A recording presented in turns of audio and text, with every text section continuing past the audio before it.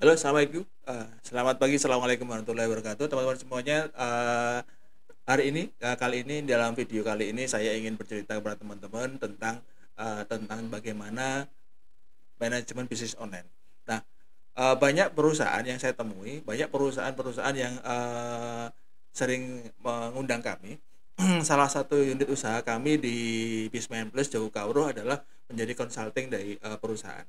Nah, beberapa kali segmentasi kami atau spesialisasi kami adalah tentang manajemen bisnis online. Adalah bagaimana cara mengontrol timnya, bagaimana melihat kinerja timnya, itu adalah menjadi bagian dari apa yang kami lakukan. Nah, studi kasus adalah kemarin 2-3 hari yang lalu saya full di Surabaya, itu ketemu dengan dua perusahaan. Satu adalah perusahaan hotel, yang kedua adalah perusahaan umroh. Nah, hampir keduanya mengalami hal yang sama. Adalah yang pertama di hotel itu adalah beliau sudah punya tim, sudah ada GM, sudah ada tim salesnya, sudah ada markomnya, sudah ada kreatif kontennya gitu. Nah, kebanyakan perusahaan itu adalah tim kreatif konten itu disamakan dengan marketing online. Itu adalah sesuatu yang berbeda. Kreatif konten adalah tugasnya membuat suatu konten, mengkonsep suatu konten yang tujuannya kadangkala hanya mengejar view gitu. Sedang marketing online itu adalah merubah view menjadi sebuah konversi. Itu sesuatu yang berbeda. Ya, seringkali perusahaan-perusahaan yang ada di kemarin saya temui adalah perusahaan menginginkan adanya dampak yang positif dari yang dikerjakan oleh timnya. Timnya sudah membuat konten, timnya sudah membuat video tiap hari gitu. Satu hari dia bisa membuat beberapa video gitu. Nah, secara viewnya bagus, viewnya bagus, ada like-nya bagus, ada komennya, itu manajemen sudah senang gitu loh. Nah, tetapi kurun waktu tertentu pasti akan berbeda, kesenangannya akan berubah. Yang awalnya dengan view udah senang, pasti dalam kurun waktu tertentu pasti akan menuntut yang namanya sales. Nah, ini sesuatu yang berbeda. Antara view dan sale itu adalah sesuatu yang berbeda. Nah, maka bedakan antara tim kreatif konten sama tim marketing online, itu adalah tim yang berbeda. Kalau memang tim itu menjadi satu, maka bekali tim kita yang kreatif konten harus bisa mengukur apa yang dikerjakan itu ada dampaknya. Kalau misalkan view-nya tinggi, katakanlah 1.000 orang misalkan, 1.000 orang yang lihat, coba dilihat lagi, dari 1.000 orang yang lihat, itu ngelihatnya sampai selesai atau tidak. Kalau misalkan video kita dilihat sampai selesai, artinya video itu bagus. Tapi coba dilihat lagi, ketika orang tuh view-nya kita adalah 1.000 atau 10.000 mungkin sudah senang gitu kan. Nah, ketika ada 10.000 orang yang nonton konten kita, dari 10.000 orang ini, berapa yang mengunjungi profil kita? Berapa orang yang like konten kita? Berapa orang yang mengkontak kita? Berapa orang yang sale pada kita? Kalau misalkan itu tidak ada ukurannya, dari view-nya berapa, kemudian yang mengunjungi profil berapa, kemudian yang kontak berapa, tidak ada ukurannya, maka apa yang dilakukan teman-teman adalah, yang dilakukan oleh tim kita adalah sekedar melakukan aktivitas digital. Berbeda dengan yang dilakukan oleh tim marketing online. Dan marketing online itu harus dibekali, adalah mengukur, memetakan, kemudian mengkonversi menjadi sebuah sales. Merubah dari view menjadi konversi, itu adalah salah satu tujuannya tim marketing online. Nah, tugas kami adalah mengukur, memastikan apa yang dilakukan oleh tim itu berdampak secara bisnis, bukan hanya view saja, tapi harus berdampak secara bisnis, selling, branding, sama database.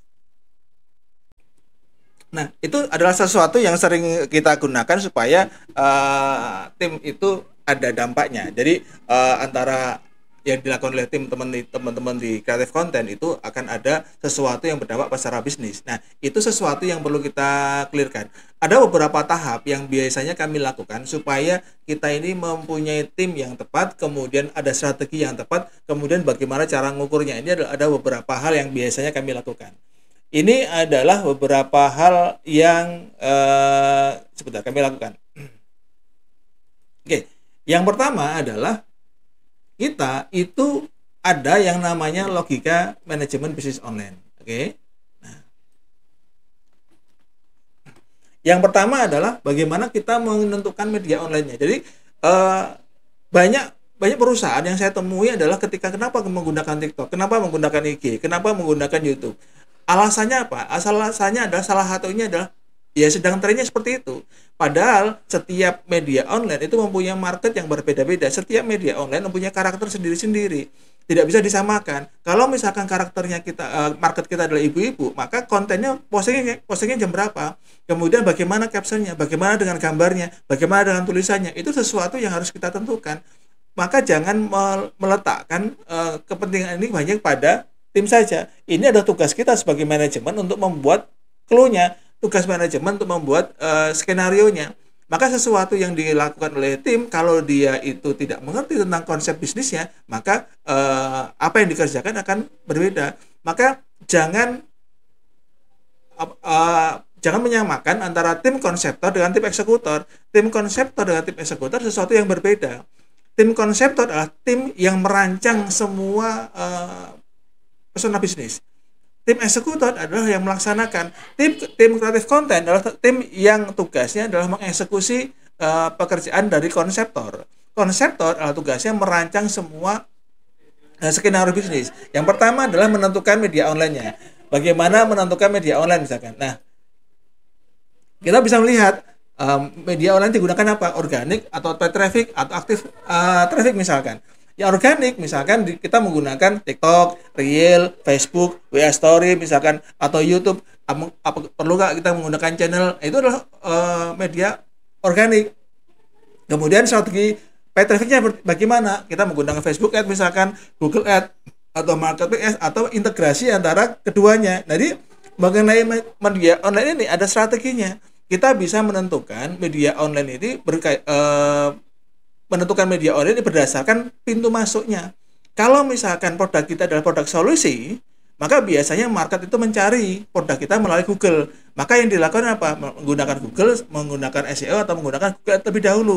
Kemudian sosial media digunakan untuk membangun brandingnya atau membangun trust-nya gitu. Nah, kalau misalkan produk kita adalah produk yang bukan produk solusi, sedangkan market itu belum tahu tentang value kita, maka kita menggunakan sosial media. Postingan kita itu diharapkan muncul pada orang-orang yang sekiranya membutuhkan produk kita. Maka skenario itu berbeda. Gunakanlah skenario ini adalah memahami market itu perlu dilakukan. Jadi tentukan dulu marketnya siapa, kemudian media online yang digunakan apa, kemudian strateginya bagaimana. Ini menggunakan paid traffic kah, atau menggunakan Google Ads kah, atau menggunakan organik. Nah, ini yang perlu kita lakukan. Contoh misalkan, saya berjualan konveksi. Konveksi ini adalah yang kita jual adalah produk-produk yang berkaitan dengan jasa jahit, misalnya jasa jahit atau pembuatan seragam. Nah, kalau konsepnya seperti itu, yang kita lakukan adalah kita menggunakan dulu adalah Google Ads. Ketika Google Ads kita gunakan, kemudian ditangkap menggunakan sosial media, memainkan remarketingnya. Jadi itu salah satu yang perlu kita gunakan. Jangan sampai kita menggunakan media online itu tidak ada ukurannya, tidak ada konsepnya. Setiap media online itu ada polanya, ada caranya supaya apa yang kita lakukan ini berdampak. Nah, berdampak ini ada beberapa hal. Berdampak secara brandingnya, berdampak secara database-nya, berdampak secara sellingnya. Nah, ini ada tahapannya. Yang berikutnya adalah setelah menentukan media online-nya adalah kita menggunakan breakdown strategi. Breakdown strategi ini adalah yang berkaitan begini. Pola yang digunakan seperti apa? Alurnya, postingnya seperti apa? Yang misalkan organik, yang diposting duluan apa? Misalkan IG dulu misalkan.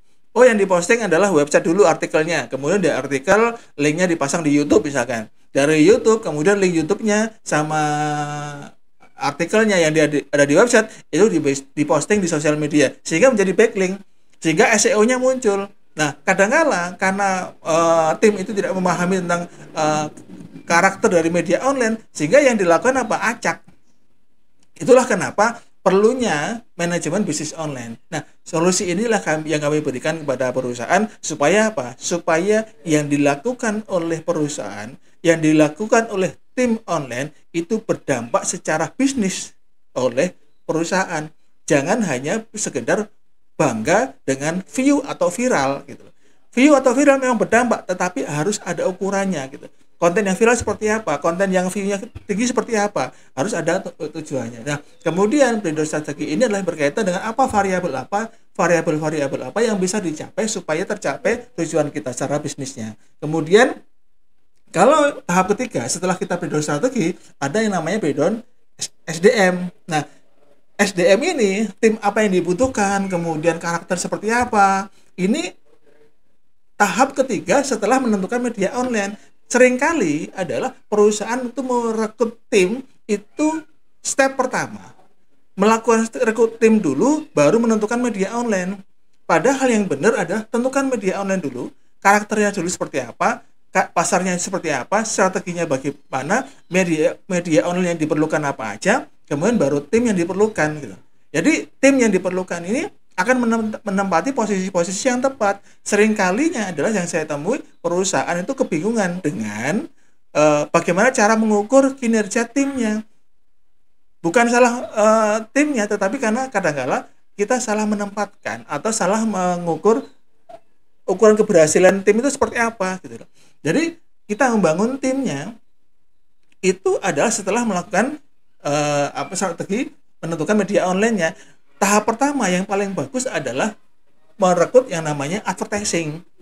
Advertising itu ketika direkrut itu dia bisa membuat kreatif konten, dia bisa mengiklankan. Ketika konten sudah dibuat, ads kreatif sudah dibuat, kemudian iklan sudah mulai jalan, akan ada dampak secara bisnis. Apa itu? Lead-nya banyak, chat-nya mulai ada. Ketika chat mulai ada, kemudian chatnya mulai tumbuh, maka saatnya merekrut namanya CS. Nah, kalau CS dan advertising sudah ada, maka dampak bisnisnya sudah ada. Maka pelan-pelan tugas kreatif konten tadi, ad kreatif tadi, yang awalnya dipegang oleh tim advertising, dipegang oleh tim konten. Jadi banyak perusahaan yang menentukan atau merekrut tim itu yang pertama kali direkrut adalah tim kreatif konten. Padahal tim kreatif konten itu tugasnya membuat sebuah konten. Konsepnya dari mana? Dari tim konseptor. Nah, dalam hal ini adalah advertising.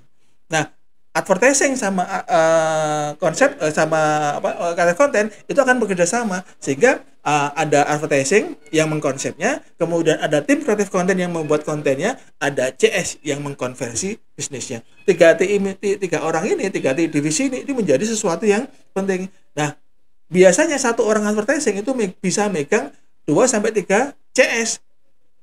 Apalagi kalau nanti kita tim kreatif kontennya bisa lebih cepat juga. Nah, sehingga satu perusahaan itu, satu advertising bisa megang beberapa CS. Nanti kita ukur berapa closingnya, berapa dari chat yang masuk berapa, kemudian chat closingnya berapa, itu bisa kita ukur gitu. Nah, kemudian setelah breakdown SDM, kita perlu membuat breakdown to-do list-nya. Pekerjaannya seperti apa? Ini udah jelas gitu loh. Kalau nanti media online sudah ditentukan, kemudian strateginya sudah dibuat dari awal, kemudian tim yang dibutuhkan sudah ada, maka to-do list-nya jauh lebih mudah.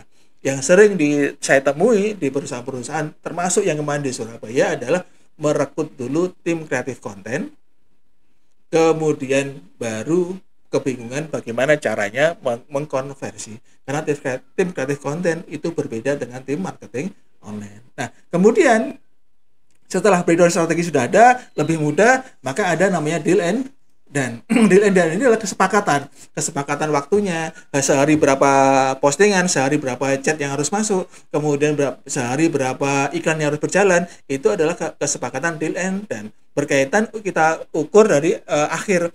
Jika perusahaan itu menentukan omset sekian, maka advertising biasanya akan bisa membantu mengukur bahwa sehari closingnya berapa, chatnya harus berapa. Itu ada ukurannya. Kemudian ada yang namanya eksekusi dan delegasi.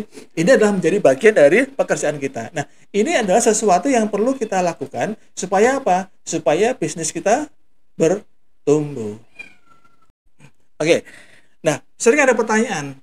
Terus bagaimana kita membuat konseptor? Kalau tadi Pak Edi mengatakan di awal harus membuat konsepnya, strateginya bagaimana, mengukur bagaimana, terus apa metodenya? Nah, ini salah satu yang sering saya gunakan untuk mendiagnosa atau mengukur strategi yang diperlukan oleh sebuah perusahaan.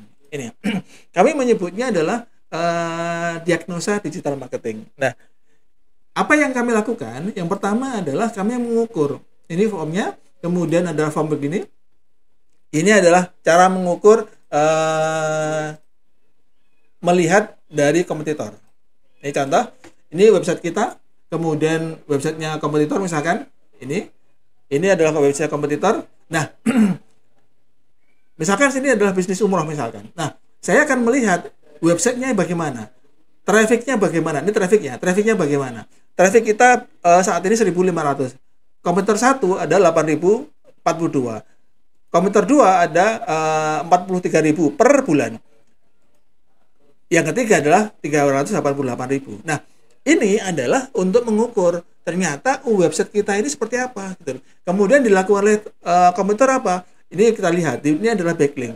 Backlink adalah satu cara metode yang dilakukan secara SEO. Nah, ini kita bisa melihat bahwa ternyata kompetitor kita itu melakukan strategi SEO dan Google Ads yang utama. Karena dilihat dari sini backlinknya tinggi gitu. Skornya juga cukup lumayan. Berarti ini adalah strategi yang dilakukan oleh kompetitor yang tidak dilakukan oleh kita. Berarti kita perlu menggunakan website sebagai media online-nya. Salah satu sebagai pintu masuknya. Ternyata beberapa kompetitor kita itu trafficnya jauh lebih tinggi daripada kita. Nah, ini adalah kita bisa melihat bahwa ini strategi yang harus kita lakukan dalam membangun timnya. Mohon maaf, di kantor ini ada memang kami buat space, kalau ada suara-suara burung, ada suara-suara kucing, mohon maaf, dinikmati. Kantor saya adalah kantor yang terbuka, open space, aula, kemudian banyak teman-teman yang berinteraksi di sini. Oke. Nah, ini adalah metode yang saya lakukan. Kemudian yang saya cek di kompetitor adalah contoh traffic per bulannya berapa, backlinknya berapa, kecepatan websitenya bagaimana, loadingnya bagaimana, ini saya cek. Kemudian websitenya apakah mobile friendly atau tidak. Kemudian 10 kata kunci yang tertinggi dari kompetitor apa, yang betul-betul dari kompetitor itu menghasilkan. Ini adalah kami cek. Kemudian yang cek kedua adalah YouTube-nya bagaimana, sudah ada YouTube-nya atau belum. Ini kami cek ulang. Kemudian berapa postingannya, berapa videonya, sehari posting berapa, seminggu posting berapa. Ini saya evaluasi supaya kita bisa melihat, punya ukuran bagaimana kita mengejar itu. Kemudian cek ketiga adalah Google Map-nya. Google Map-nya gimana? Berapa reviewnya? Bagaimana feedbacknya dari masyarakat? Ini kita bangun. Kemudian sosial medianya jumlah followernya bagaimana, bio-nya bagaimana, situsnya bagaimana, gambar captionnya bagaimana, gambar-gambarnya bagaimana, promonya apa aja. Ini kami kontrol supaya kita bisa melihat bahwa ternyata kompetitor melakukan ini harus kita lakukan. Ini yang tidak kita lakukan, kompetitor sudah melakukan. Ini adalah salah satu metode, termasuk melihat hashtagnya, berapa kali postingannya, YouTube-nya juga kita cek. Termasuk di sini adalah marketplace-nya bagaimana, kita cek satu persatu. Ada Shopee-nya, Tokopedia, Lazada-nya, ini kita cek. Sehingga apa? Ini adalah market research. Market research ini adalah sesuatu yang dibutuhkan oleh semua perusahaan. Ini adalah menjadi solusi bagi perusahaan untuk membangun tim, membangun strategi online-nya. Maka bangun risetnya, bangun marketnya. Perusahaan yang tidak melakukan market research maka tidak bisa melakukan ekspansi yang besar-besaran. Market research adalah sesuatu yang menjadi acuan bagaimana kita mengevaluasi kinerja tim maupun membangun strateginya. Nah, termasuk saya juga akan melakukan check up di mana, di bookingnya, misalkan kalau misalkan perusahaan hotel, bagaimana dengan Traveloka-nya, dengan Agoda yang kami cek juga evaluasinya bagaimana. Nah, ini adalah satu sistem yang bisa kita lakukan supaya semuanya terukur. Nah, setelah semua tadi kita riset, setelah semua tadi kita evaluasi, kami akan membangun namanya to-do list atau alat ukurnya. Kami merapikan semua kinerja perusahaan, tim itu dalam sebuah alat namanya Notion. Notion ini, misalkan ini adalah tugasnya si A, misalkan. Dalam hari ini kamu harus belajar ini misalkan. Nanti kami buatin. Ini sudah kita bisa ngelihat si A ini harus belajar apa, si B belajar apa. Kemudian ini orang-orangnya ya, misalkan saya, ini misalkan ini si siapa gitu. Nah, ini tugasnya apa? Hari ini kamu harus belajar mengenai bagaimana memberikan penawaran. Si B hari ini harus belajar apa. Nah, setiap minggu itu tim harus punya update skill. Ada kapasitas yang dinaikkan. Nah, kapasitas seperti apa? Itu kita harus paham. Nah, ini salah satu yang perlu dilakukan oleh teman-teman. Nah, kemudian berkaitan dengan kinerja, itu kita harus punya alat ukur. Misalkan ini, eh, minggu ini targetnya 50 juta misalkan di sini. Nah, apa yang dilakukan? 1, 2, 3, 4, 5. Ada 45 hal. Ini sudah jalan atau belum? Kemudian targetnya tanggal berapa? Oh, ini mulai tanggal 17 sampai tanggal 15 misalkan. Oh, ini tanggal 17 sampai tanggal 19. Nah, ini adalah media-media, ada alat ukurnya. Sehingga ketika ini sudah kita tentukan, ada notifikasi yang muncul di HP mereka, muncul di laptop mereka bahwa ini saatnya mengerjakan. Semua hal yang berkaitan dengan kinerja itu terukur. Contoh misalkan, hari ini bulan ini goalnya adalah di satu unit usaha saya adalah misalkan membangun personal branding misalkan di LinkedIn, Medium, YouTube. Tugasnya siapa ini? Kemudian apa yang perlu dilakukan, apa yang perlu ditonjolkan, kemudian yang berkaitan dengan cash, berkaitan dengan omset yang mau kita kejar saat ini misalkan jasa Grab, jasa test market misalkan. Nah, ini adalah metode-metode yang bisa kita terukur. Kita bisa menentukan ini sudah jalan atau belum, ini sudah running atau progresnya bagaimana. Misalkan ini ya, ini jasa Grab data misalkan, ini in progress. Ini kelihatan nanti muncul di semua platform, kelihatan termasuk di Google Calendar. Nah, ini adalah alat ukur supaya apa? Supaya pekerjaan tim terukur, kemudian ada kontrolnya, ada notifikasinya, sehingga semua bisa kita pantau. Nah, beberapa hal tahapan tadi itu adalah salah satu yang sering kami lakukan, yang untuk memberikan solusi kepada perusahaan untuk membangun timnya, untuk mengetahui bagaimana tim bisa bekerja jauh lebih efektif. Nah, bagi Anda semuanya, perusahaan-perusahaan yang pengen kami datang kemudian kami evaluasi timnya, silakan kontak kami dan kami akan melakukan banyak hal untuk membuat tim Bapak jauh lebih efektif, termasuk bagaimana efektifnya, bagaimana budgetingnya, bagaimana efektif budgetingnya. Kami juga akan membantu yang namanya test market. Test market ini adalah kami akan menurunkan tim kami di tahap kedua. Setelah kami melakukan market reset, kami akan menurunkan tim kami untuk melakukan test market. Test market ini kita akan bisa tanding antara tim saya dengan tim Bapak supaya Bapak mencapai omset yang ditentukan. Cara terbaik nanti bisa diduplikasi oleh perusahaan Bapak sehingga strateginya jauh lebih tepat, sehingga tidak ada trial dan error. Itu adalah salah satu yang bisa kami lakukan, termasuk jika Bapak Ibu semua pengen bangun tim dan timnya belum tahu ya seperti apa yang dibutuhkan, maka kami membantu membangunkan timnya. Demikian dari informasi dari video kali ini. Bagi teman-teman yang sedang membangun perusahaannya atau membangun bisnis online-nya, materi tadi ada di dalam Primbon Digital Marketing. Teman-teman bisa mendapatkan materi e-booknya di deskripsi. Sekali lagi, bagi perusahaan yang pengen kami datang, maka silakan kontak kami dan kami akan menjadwalkan untuk visit ke perusahaan Bapak.